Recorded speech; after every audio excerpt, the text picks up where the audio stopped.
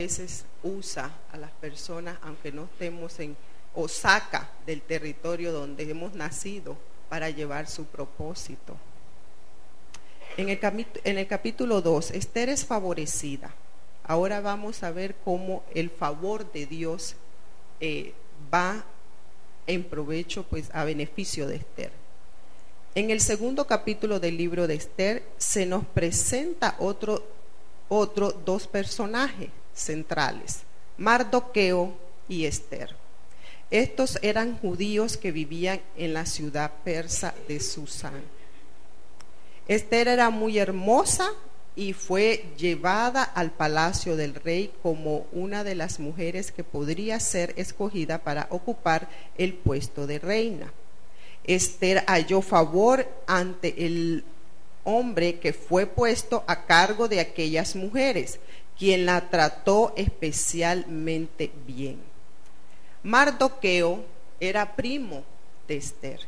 Esther era huérfana, sus padres habían muerto.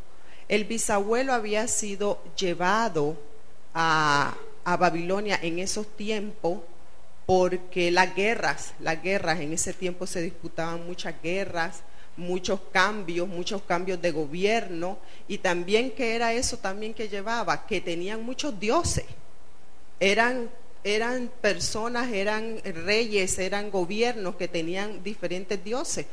Poco conocían de nuestro Dios, el único Dios, el Dios todopoderoso, Jehová.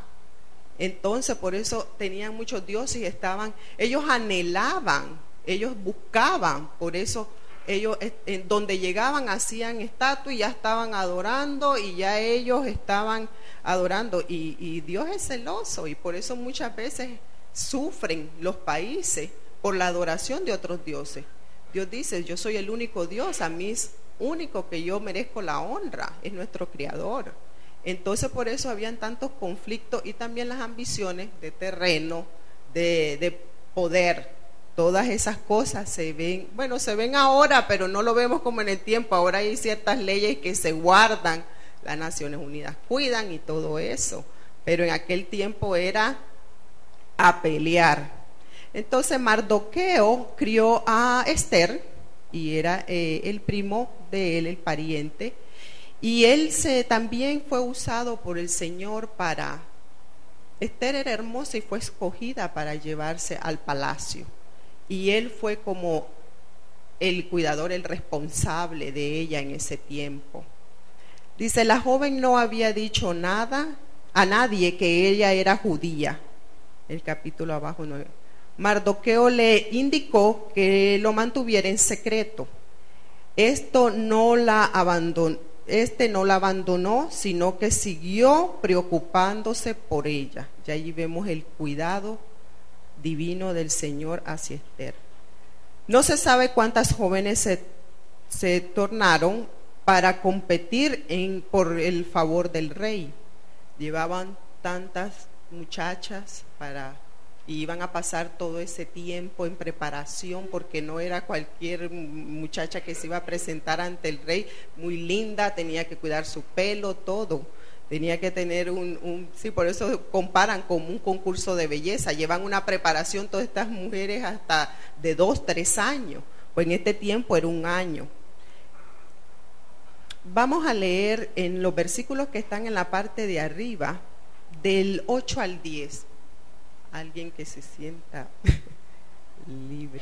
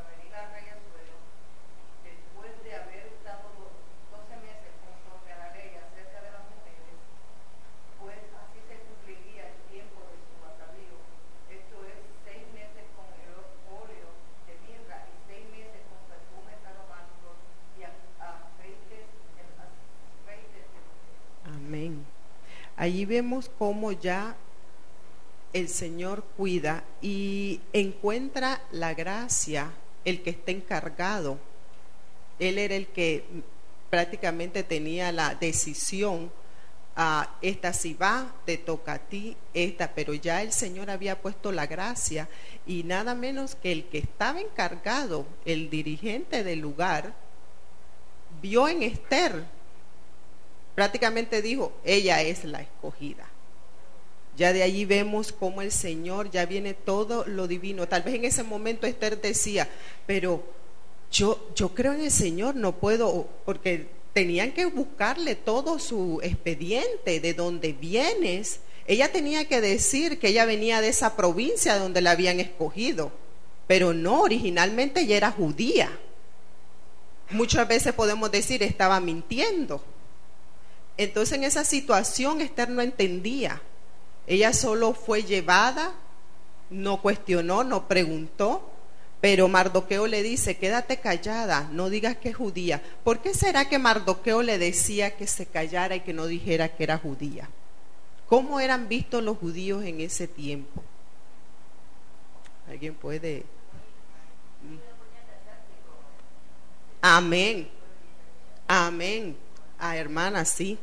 Ese es el punto. No podía casarse con otra, con otro país o con otro descendiente, porque era contra totalmente la ley. Entonces vemos que ella iba a casarse con un rey de Persia, totalmente adorador de dioses, dice que eran fiesteros. Así que ahí vemos que Esther seguro decía, no, Señor, y yo digo que daba rodillas y decía, Señor, yo no entiendo, guíame, yo no entiendo, guíame, porque lo podíamos ver como una mentira, pero Mardoqueo le dice, no es conveniente, porque el Señor nos habla y el Señor escucha cómo va nuestro corazón, pues muchas veces nosotros decimos, no, yo estoy mintiendo. Y no crean, no hay mentira piadosa, no hay mentira, no. Pero son las circunstancias. Tal vez ella al quedar su silencio, pues eso era obedecer a Jehová también. Mardoqueo era el que iba dirigiendo, me imagino por la seguridad de que Dios estaba con él.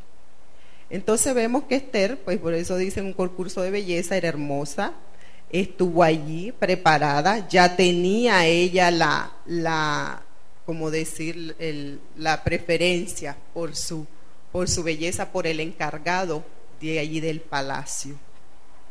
Como con su situación de judía, debía guardar lo que era ser judía. Dios puede valerse de gente imperfecta para hacer que se cumpla su perfecta voluntad. Aquí cuando decimos imperfecto, yo me ponía a pensar y decía, pero ¿cómo gente imperfecta?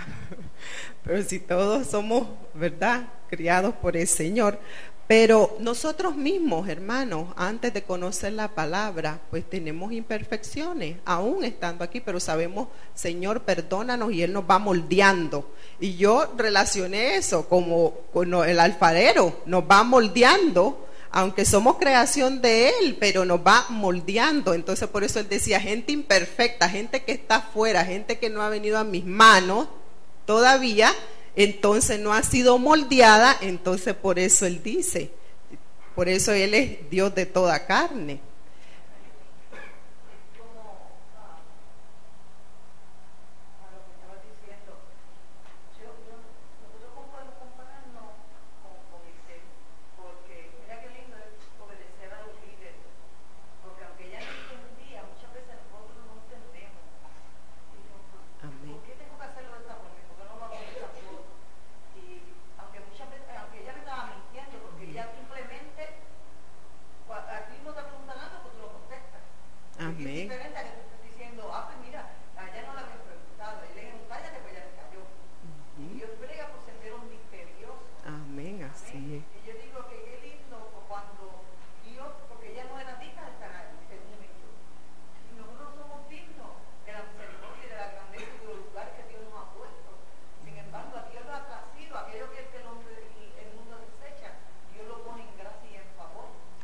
Aleluya. Mira, el que bregó ahí fue el mismo Señor que puso gracia en los ojos del líder, que rápido dio señas y el Señor fue abriendo esas puertas, esos caminos que ella verdaderamente uno humanamente no puede abrir.